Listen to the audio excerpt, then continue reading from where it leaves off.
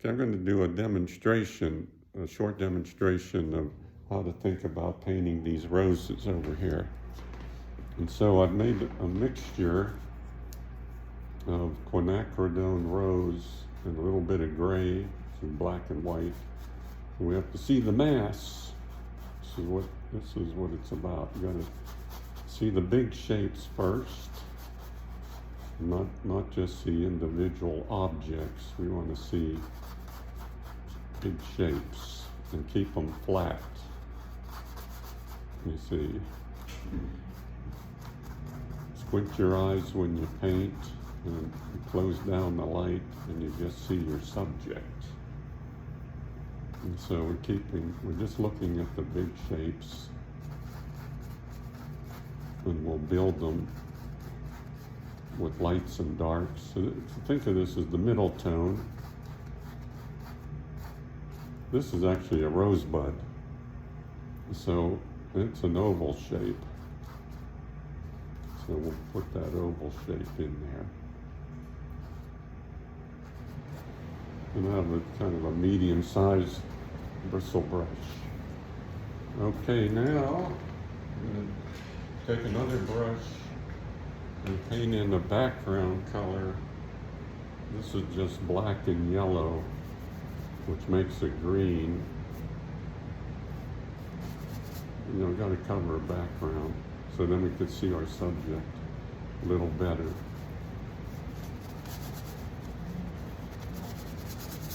So, dip into the medium and then dip into the paint and get it on the canvas. See, already I'm beginning to see it. This is gonna blend into that. It's good to overlap objects.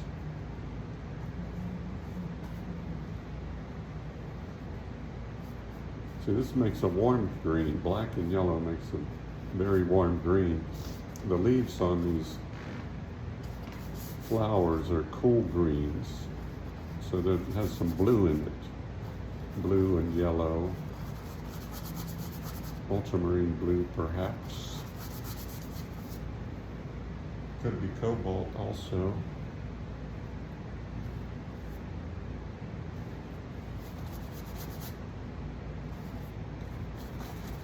So just mass it all.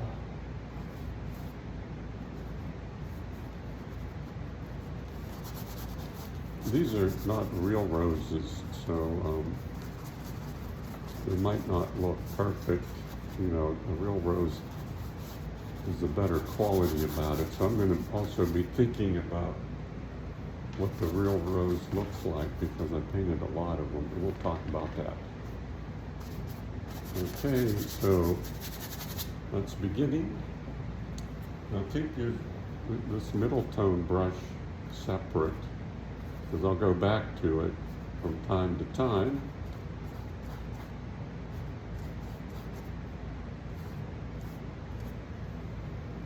See, so we're going to bring it into focus, bring our subject into focus. Then I could go to my lights. Sometimes I like to go right for the light, get the light effect, and then build the darks. So let's take another brush, and really we're already going to start drawing with the brush. So I need a round bristle or a filbert bristle brush. So the light's coming in from the left, it's striking right in here. Right in here. This is going to be the focus of my painting. So I have a mixture of white with the quinacridone rose. And let's start looking at the petals. So what shape is this flower? If we study roses, they're very, very interesting because there's a spiral effect to the way the petals grow. And this is also in perspective, but they spiral around each other. It's what they do. So we have to think of that pattern. Trees have patterns too. And if we could pick up on the pattern, then you could actually very quickly analyze the shape of this flower. It's like a little egg shape with the spiral going around it. So we're just thinking of light. Think of the light. We need to see the light.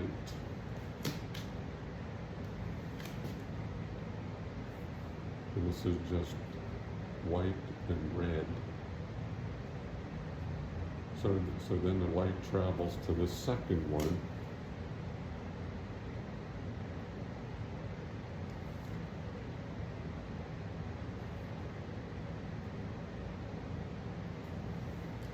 And try to make each stroke count. This is alla prima painting. So whatever I put on there is going to stay there. If I were glazing, when you glaze it, paint this in black and white and then glaze the red on. See now a lot of this flower, a lot of it's in shadow. You only see light picking up the edges.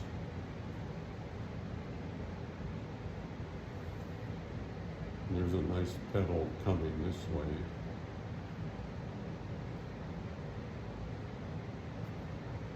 But ultimately, we want to see the light.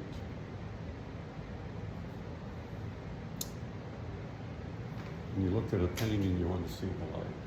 So here's a darker light. In other words, this has more color in it. It's white with more color in it. So it dropped at a step in value. And, you know, if it's my painting, I can do what I want here. I'm not copying that, just letting it inspire me. And this particular fake flower is not a very good one, so we'll try to make more of a flower out of it.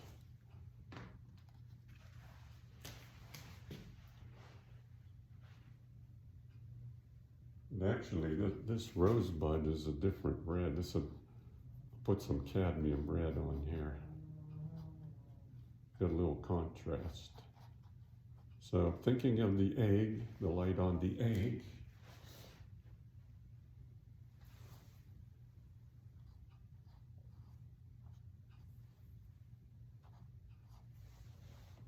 It'll come around this way. Okay, now we'll look at some darks. Take another brush. See, on the light, middle, and dark brush. Here's my dark. And take the red with a little bit of ultramarine blue in it for a darker value. And I see this egg shape of the center of the flower. It's coming deep inside the flower, and the petals, with the light coming this way, the petals are creating shadows on the right. The light's coming from the left, or the shadows on the right. You know, best to paint with one light source. Preferably natural light.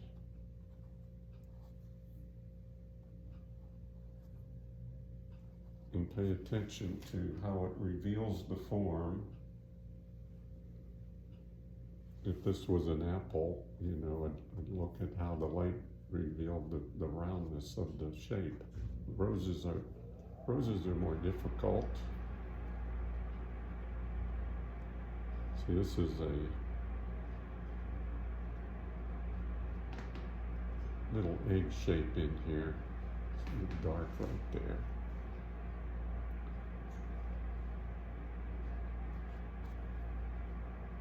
This is going away.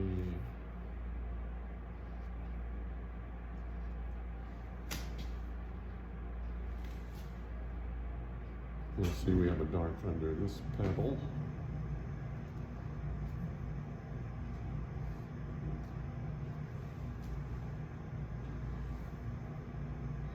So keep getting fresh paint, keep it fresh. We're painting the idea of the rose. A lot of people have trouble with roses, but it's really basically understanding the spiral diagram, so to speak. The spiral anatomy of the rose. And in perspective, it's harder. You still have to think about that. I'm going to take a darker red, take a alizarin, an ultramarine blue, and we'll do this one.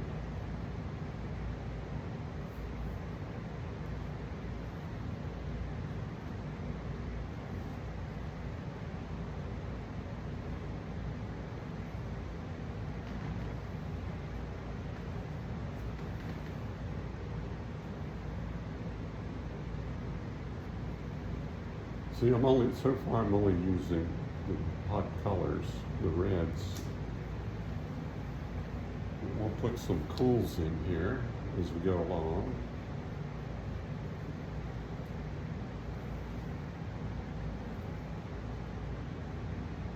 And then, I'm thinking of this 20 feet away as I paint it. In other words, if it looks the way I need it to look 20 feet away, does it look like a rose? And that's what I want.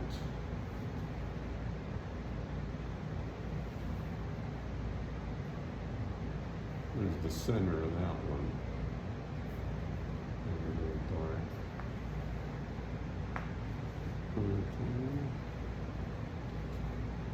Okay.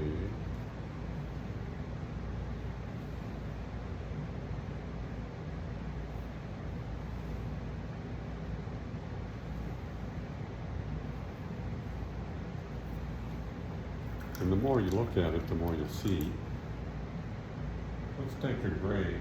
Let's take some black and white here. And we'll use this to call it a half tone.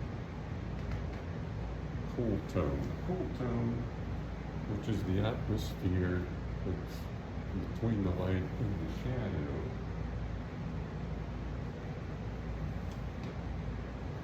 And that's the air we're breathing here. This is something that artists are aware of, and the camera is not aware of, because the camera sees with one eye, and we see with two eyes.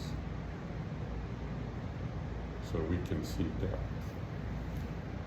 We see space and we see atmosphere. So see, right between the light and shadow is the turning plane. Nice, cool turning plane. You could think of that as coming from the window, because it won't come from an artificial lamp. So you have to observe an object in natural light to get the full effect of the atmosphere. But as long as we know it's there, you paint what you know and put it in, because you know it should be there. Sometimes if you don't see it, paint it anyway, because you know it's in there.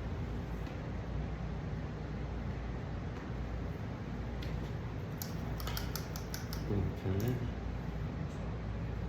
So it's slowly developing, and I think this has to be brighter for the sake of the painting, because see, we're painting not only what we see, we got to paint for the sake of making a good painting.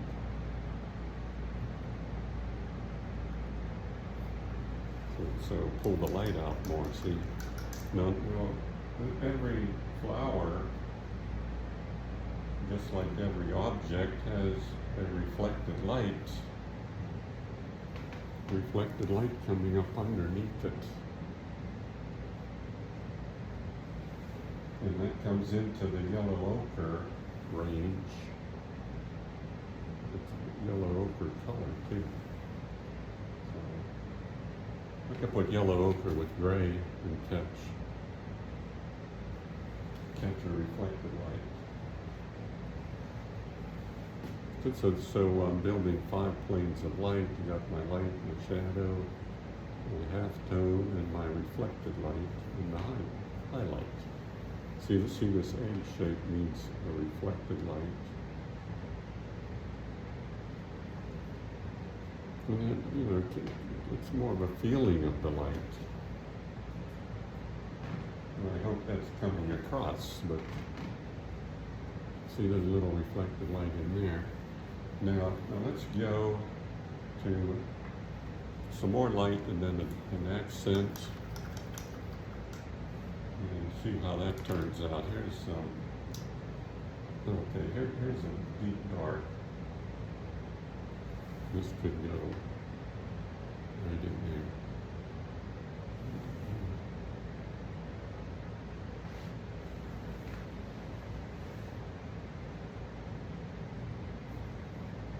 Goes in there, goes over here. See, we paint what we see as well as what we know. And if I see a dark and it looks right, I'm going to put it in.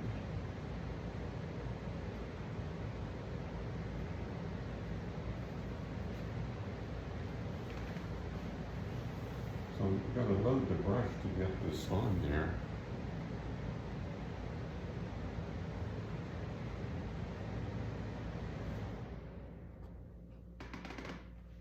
Like that.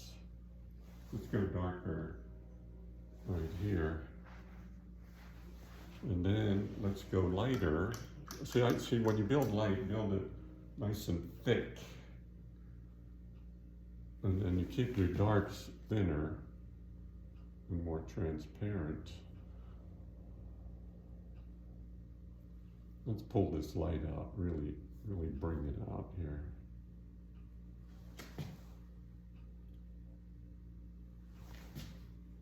So what I'm doing is I'm highlighting or focusing on this is my main flower. We got to have one main flower. Catch the edge. Maybe catch a little edge. And then I could have, I don't know, maybe a little echo. I don't want to get too much here. We don't want this to compete with the main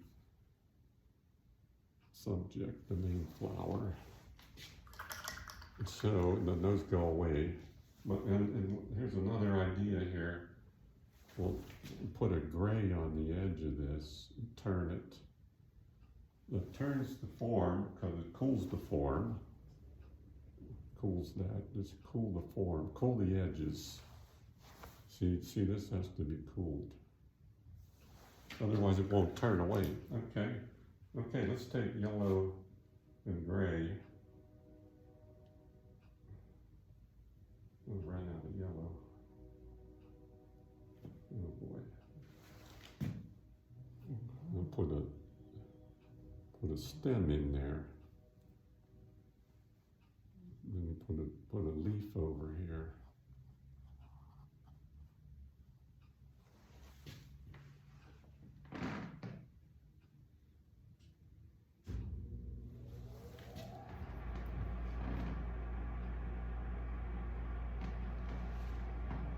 See, we're trying to create a rhythm here too. Just create a rhythm.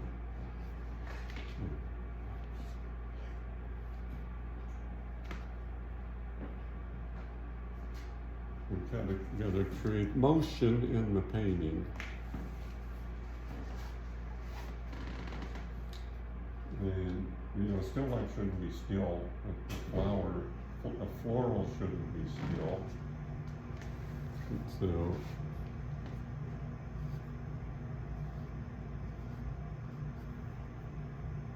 you could set it up this way.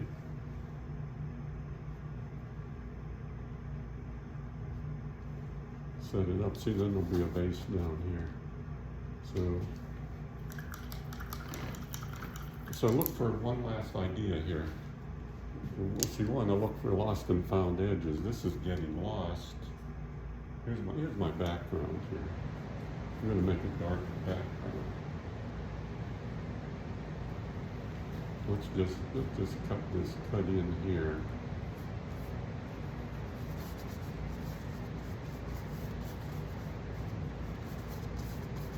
You can see that a little better. And then we'll cut in here.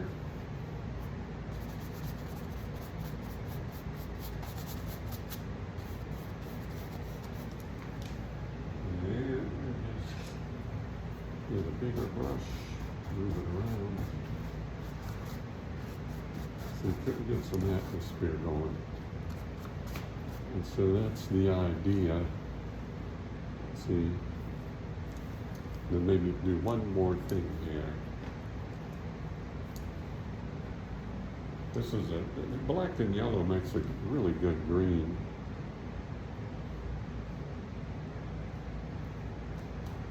And it's a real simple, very simple green.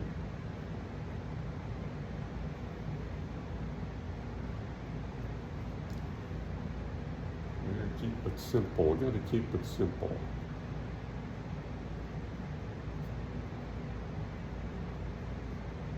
So this is a painting with no real great detail to it, but it's all about the big principles. You can pull up detail as much as you want, but this is the beginning. Okay, so we'll just leave it at that. Okay.